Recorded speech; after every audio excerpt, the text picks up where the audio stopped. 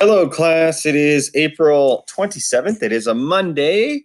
We are in our last week of April, which means you basically have 1 month left of school until summer vacation, although who knows how different summer vacation is going to be from right now, especially for some of you.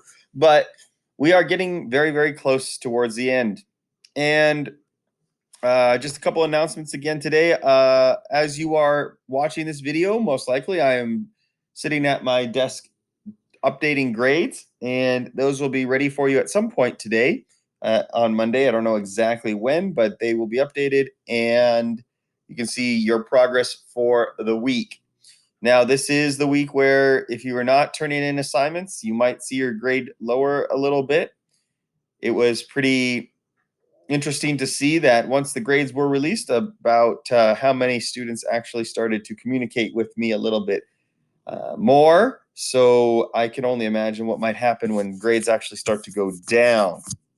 All right, so you still got to earn your stuff here through the last month or so of our school year. Today's a pretty straightforward day because what we're doing is getting ready to read our second story by Edgar Allan Poe, and that is The Cask of Amontillado. And I didn't want to quite read it all today or get started on it today. There's a few things I wanted to go over. But before I do, let's go over the basic stuff for our normal everyday routines. All right, so let's jump into DLP number 5. Here is your DLP number 5 for today. Go ahead, pause, and copy that down. And I will go over the corrections right now. Okay, so we need to capitalize the I studied good.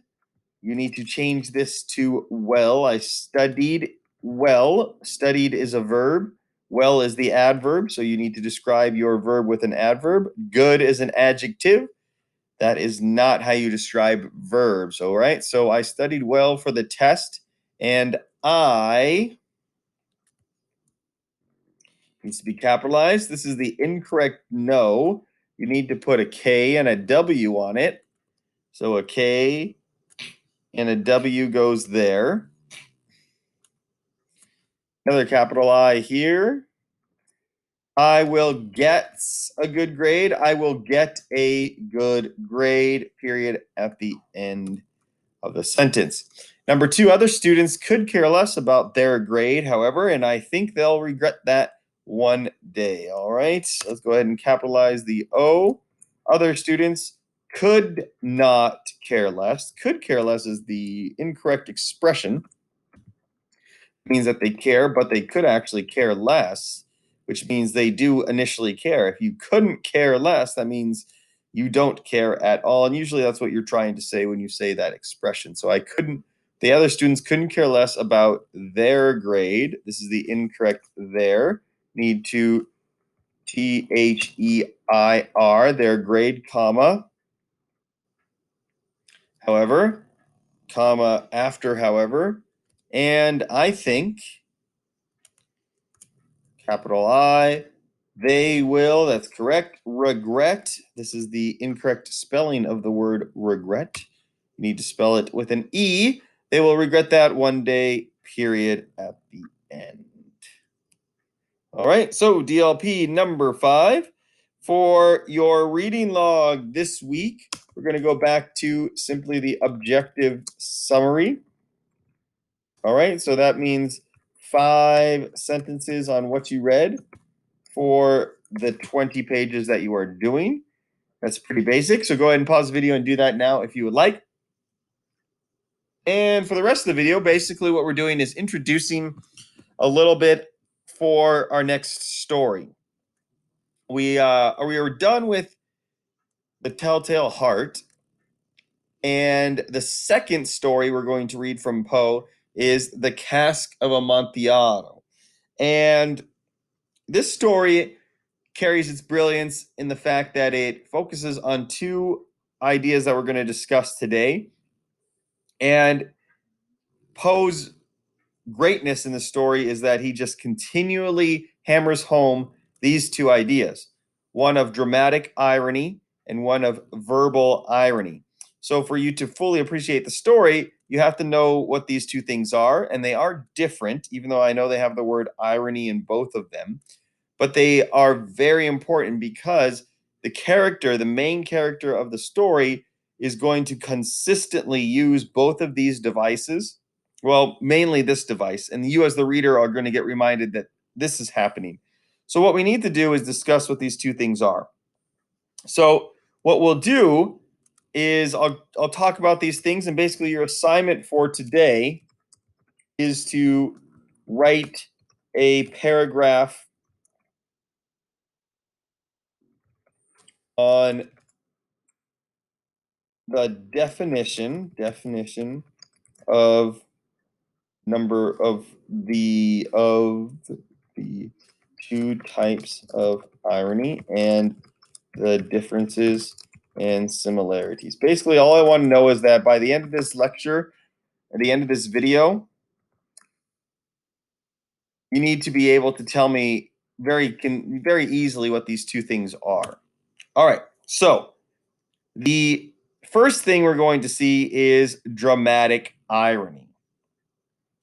Dramatic irony. So first things first, the Cask of Amontillado. We're going to read it together, and the basic plot is that it's a tale of revenge. The main character, the narrator, feels like he needs to get back at this one guy who has wronged him. And we actually don't ever know why exactly he felt wronged by this character, but he tells you really early on that he needs to get back at this guy. He does not want this guy to uh, be happy anymore. So the Cask of Amontillado, what Amontillado is a very fine Italian wine, and a cask, of course, is where you store the wine. So it's the cask of wine, pretty much. This is the title and what these two men are going to discuss. So anyway, it's an Edgar Allan Poe story. So there's going to be some darkness to it, some death. And at the beginning of the paragraph, the first paragraph of the story, already that the guy that he's going after is going to be killed, going to die. And you know that as the audience. It's presented to you. And the narrator knows that he's going to kill this guy. And his name's Fortunato. Okay? Put that in here in my notes. So we know Fortunato is going to die.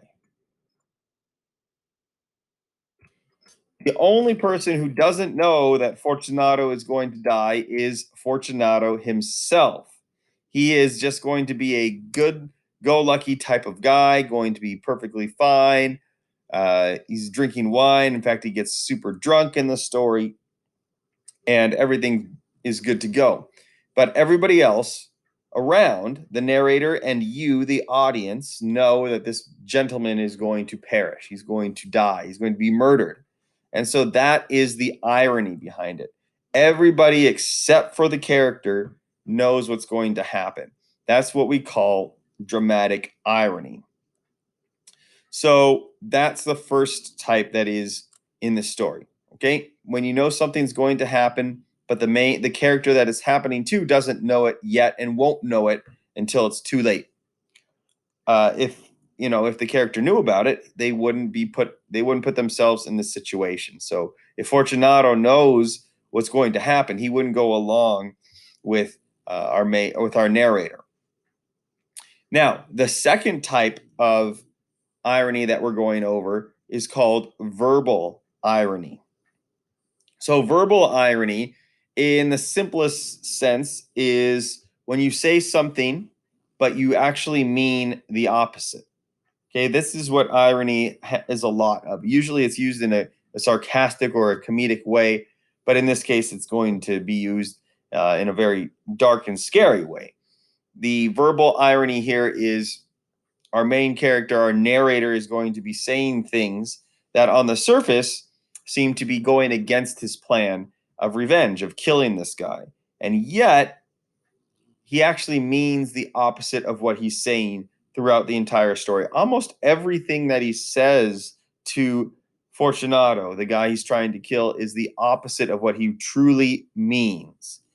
And you'll need to understand that now, because when we go over it, there'll be countless of examples of how he is saying one thing and yet he means another. And you know he means another because of A, dramatic irony. You know he's trying to get revenge on this man, and yet he's going to say things like, okay, let's go, let's stop, let's go back, let's not go forward in this.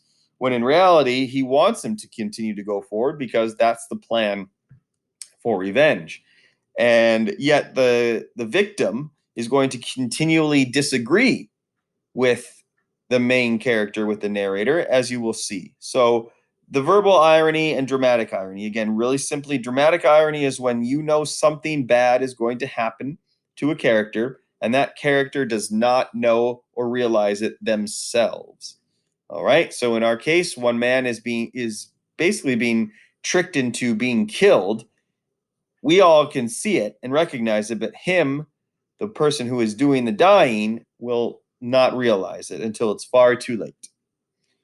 Verbal irony is when a character says one thing and then means the opposite. So he's going to say things that would appear to mean one thing, but you, the reader, know that he actually means the opposite of those things.